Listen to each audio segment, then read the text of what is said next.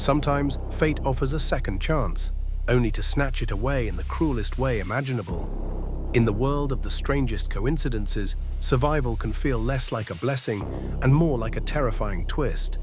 An Italian woman who dodged death on a doomed Air France flight was killed days later in an unrelated crash, while a soldier's miraculous escape in World War I ended decades later when the very bullet that spared him turned lethal.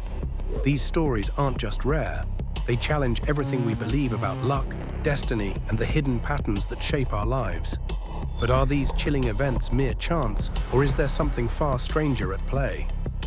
Here are the 10 strangest coincidences ever that will creep you out. Johanna Ganthaler and her husband Kurt were nearing the end of a long journey home from Brazil in late May 2009. At Rio de Janeiro's bustling airport, a mix-up or simple lateness meant their plans took a sudden turn. While hundreds of passengers boarded Air France Flight 447 on June the 1st, the Ganthalers missed check-in and were forced to find another way back to Europe. Hours later, Flight 447 vanished over the Atlantic. All 228 people aboard lost their lives, as confirmed by the French accident investigation and international news agencies. The Ganthalers, spared by a twist of timing, continued their route home, unaware of the scale of disaster they had just sidestepped. Days later, the relief of survival gave way to tragedy far from any runway. Near Kufstein, Austria, the couple's car crossed into oncoming traffic. The collision left Johanna dead at the scene, while Kurt survived with serious injuries. Austrian police never formally determined whether weather, mechanical failure, or human error caused the crash. The abruptness of her death, so soon after escaping one of the century's worst air disasters, became a point of fascination and horror in newsrooms across Europe. Some papers described it as a real-life echo of fate's cruelest stories, while others questioned whether the missed flight account could be fully verified. Despite the lack of public airline records confirming their original booking, the Ganthalers' story has become a modern parable. The stark numbers, 228 lost in the Atlantic, one spared only to be claimed days later on a quiet alpine road, linger in the mind. For some, it's a reminder that luck and tragedy can trade places in an instant, and that even the narrowest escape offers no guarantees. In the chaos of the Gallipoli campaign during World War I, a Turkish soldier known as Sukru was struck in the head by a bullet. The year was 1915, and the odds of surviving such a wound were slim. Yet against all expectations, Sukru lived. Surgeons examined the injury and decided the bullet was lodged too deep to remove safely. Instead, they closed the wound and sent him back into civilian life, the foreign object still inside his skull, a silent reminder of the war that had nearly claimed him. Years passed. Sukru carried on, his wartime injury fading into the background of daily routines. Medical records from that era describe cases of shrapnel and bullets left in the bodies of veterans, sometimes causing little more than a dull ache or occasional headaches. For Sukru, the bullet seemed to have settled, its threat diminished by time and distance from the battlefield. But fate, or perhaps just the strange mathematics of chance, had not finished with him. Decades after the war, Sukru suffered a fall at home. The impact jarred his body, and the long dormant bullet shifted inside his skull. What had once been a stable, if dangerous, relic of battle now became a fatal hazard. The sudden movement caused a hemorrhage in his brain. By the time help arrived, nothing could be done. Doctors who reviewed his case noted the rarity of such an outcome. The details: war injury in 1915, survival for decades, and death triggered by a simple fall have circulated in books and conversations as an example of life's most unsettling coincidences. Still, the legend persists. It stands as a haunting reminder that the past can reach forward in unpredictable ways, and that the line between survival and tragedy can blur across years or even a lifetime. In stories like Sukru's, the ordinary laws of probability seem to bend, leaving behind questions that linger long after the facts have faded. In the English town of Erdington, the calendar once again turned to May 27th, a date that for two families would become forever entwined with tragedy. In 1817, 20-year-old Mary Ashford left a friend's house after a night of dancing. Hours later, her body was discovered in a meadow, not far from the edge of town. The investigation that followed gripped the community. Suspicion quickly settled on Abraham Thornton, a local bricklayer's son who had been seen with Ashford that evening. The trial, reconstructed from court transcripts, revealed little more than circumstantial evidence. Despite public outrage and a wave of newspaper editorials calling for justice, Thornton was acquitted.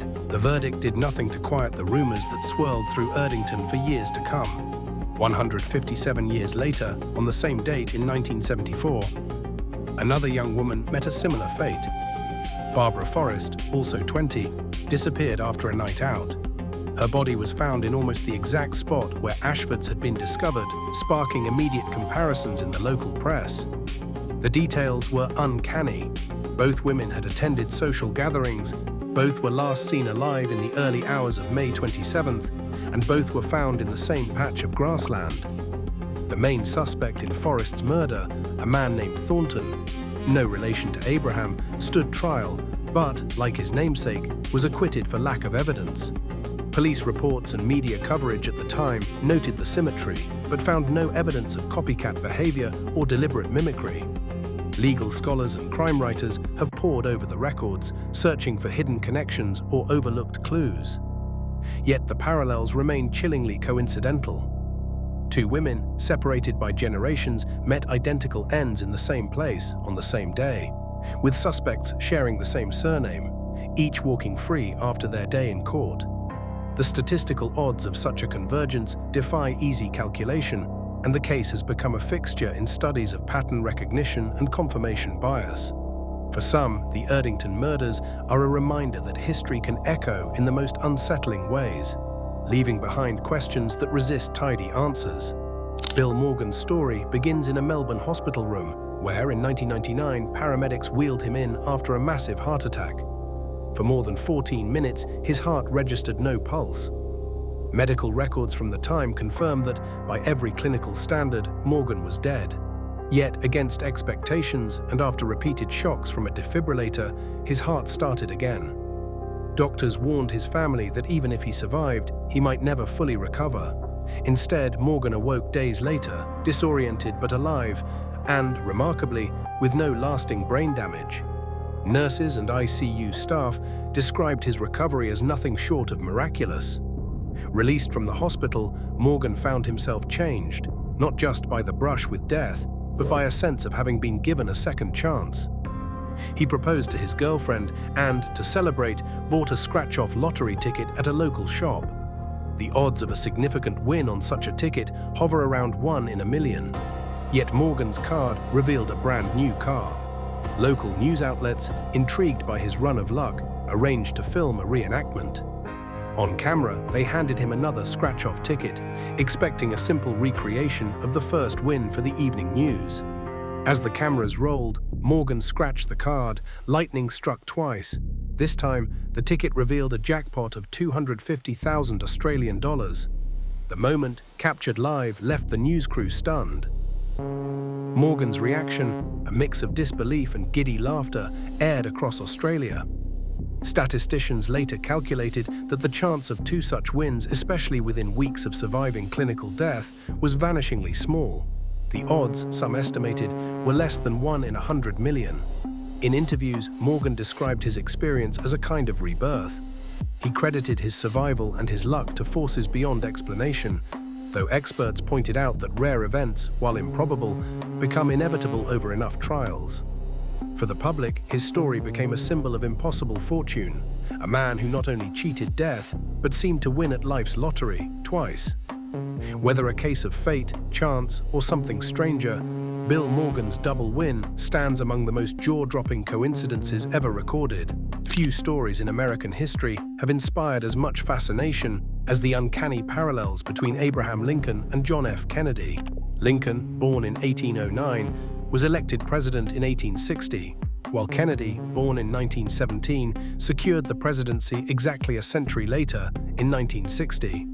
Both men led the nation through turbulent times, and both met their end by assassination, each on a Friday, each shot in the head. The symmetry stretches further. Lincoln was succeeded by Vice President Andrew Johnson, born in 1808.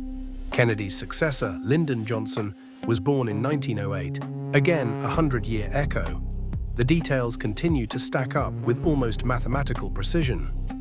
Lincoln's assassin, John Wilkes Booth, was born in 1839. Kennedy's killer, Lee Harvey Oswald, in 1939. Both assassins were known by three names, and in a final twist, neither lived to stand trial. Booth was shot by authorities while fleeing. Oswald gunned down in police custody. Even the settings of their deaths mirror each other. Lincoln was shot in Ford's Theater.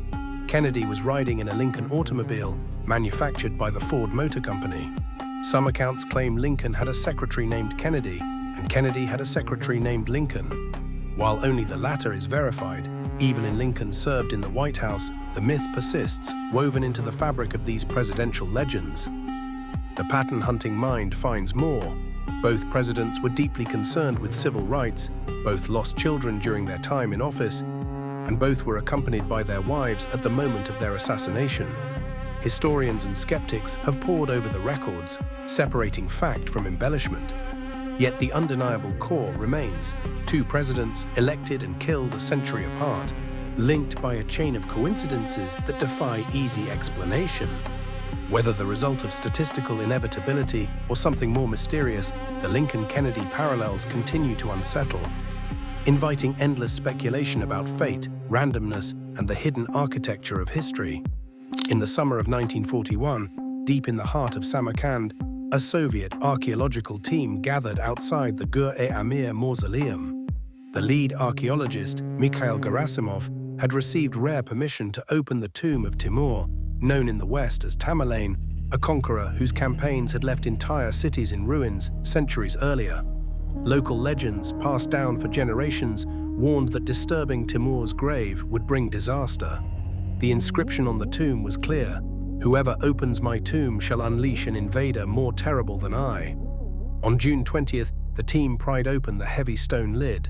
Expedition logs from that day describe the stifling air, the hush among workers, and the presence of Uzbek elders who watched with growing unease. Soviet officials, eager to promote science over superstition, dismissed the warnings as relics of a superstitious past. Yet in private diaries, members of the dig confessed to a sense of dread as Timur's remains were exposed for the first time in centuries. 2 days later, before the dust had settled in the mausoleum, the world changed. On June 22, 1941, Nazi Germany launched Operation Barbarossa, the largest military invasion in history, against the Soviet Union. The timing was uncanny. As German tanks crossed the border, rumors spread rapidly. The curse had been triggered. In Samarkand, elders pointed to the freshly disturbed tomb as the cause, while Soviet censors worked to suppress talk of supernatural retribution. Official communiques from Moscow made no mention of the curse. Instead, they spoke only of archaeological progress and patriotic duty. But within the ranks of the expedition, the coincidence was impossible to ignore. Some team members later claimed that returning Timur's remains to the tomb in late 1942, after the tide of war began to turn, helped lift the calamity. Whether this was a case of self-fulfilling prophecy or the mind's search for meaning in chaos, the story endures.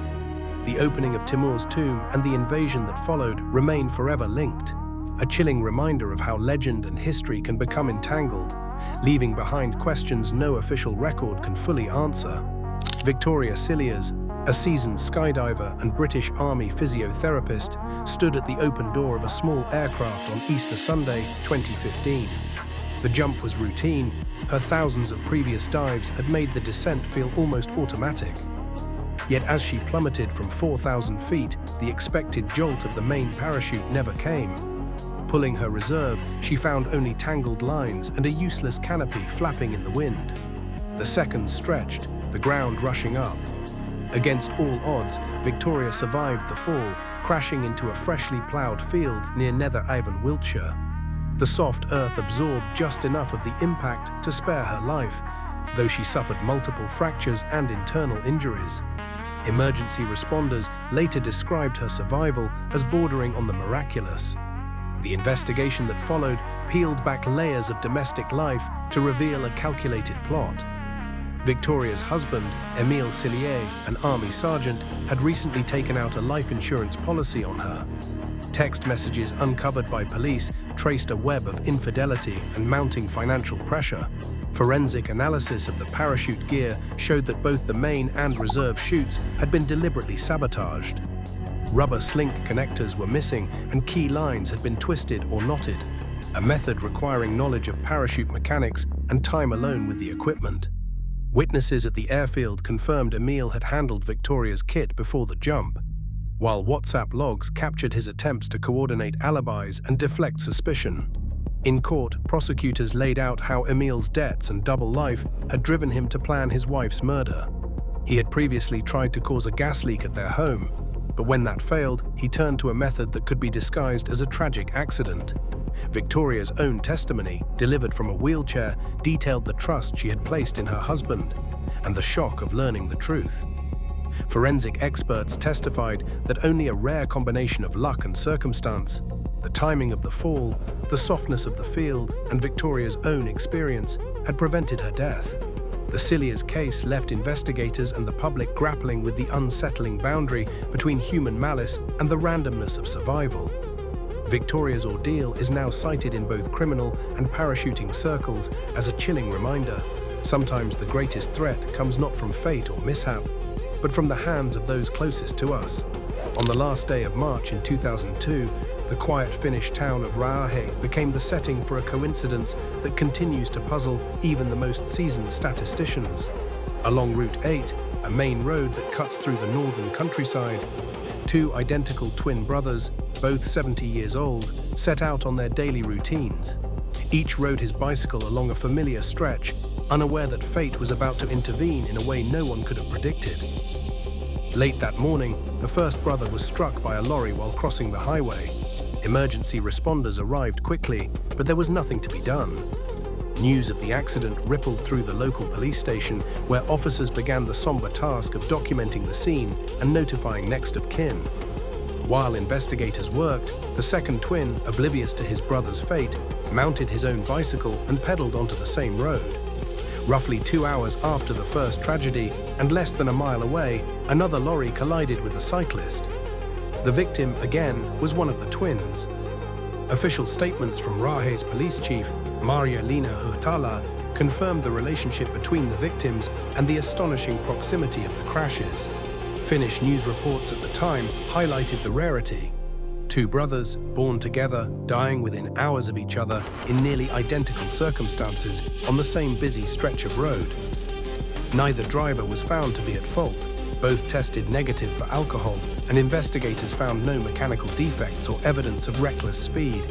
The weather that day was typical for early spring. Overcast skies, a light drizzle, and reduced midday visibility. But nothing out of the ordinary for experienced cyclists. What stands out most is the lack of connection between the two incidents. The second brother could not have known about the first accident. Police confirmed there was no communication, no warning, nothing to suggest he was aware of the tragedy that had just unfolded. For the local community, the event was both shocking and deeply unsettling.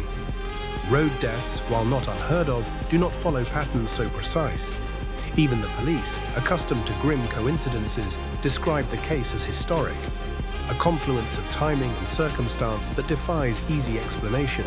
In the years since, the story of the Raahe twins has been cited in probability lectures and psychological studies, often as the textbook example of life's randomness masquerading as design. The facts remain simple and stark. Two lives, shaped by the same genes and habits, ended within hours and meters of each other, their final journeys converging on a lonely Finnish highway. The silence that followed left space for only one question. In a world governed by chance, how close can coincidence come to the appearance of fate?